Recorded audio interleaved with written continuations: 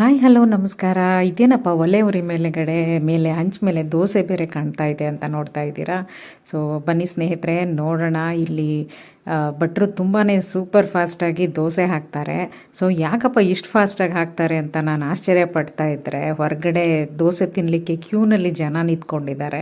So ಈ sir ಕೂಡ ತುಂಬಾ ಬೆಣ್ಣೆ ಎಲ್ಲ ಹಾಕಿ ಟೇಸ್ಟಿ ದೋಸೆ ಮಾಡ್ತಾ ಇದ್ದಾರೆ.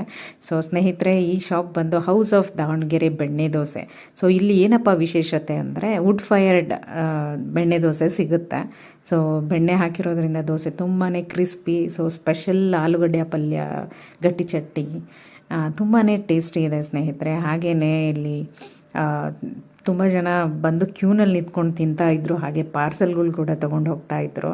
ಸೊ ಸ್ನೇಹಿತರೆ, ನೀವು ಎಲ್ಲ ಒಮ್ಮೆ ವಿಸಿಟ್ ಮಾಡಿ ಬೆಣ್ಣೆ ದೋಸೆ ಟೇಸ್ಟ್ ನೋಡಿ. ನಾವಂತೂ ತುಂಬಾ ಎಂಜಾಯ್ ಮಾಡಿದ್ವಿ. ನೀವು ಕೂಡ ಕಮೆಂಟ್ ಮಾಡಿ ದೋಸೆ ತಿಂದ್ಬಿಟ್ಟು.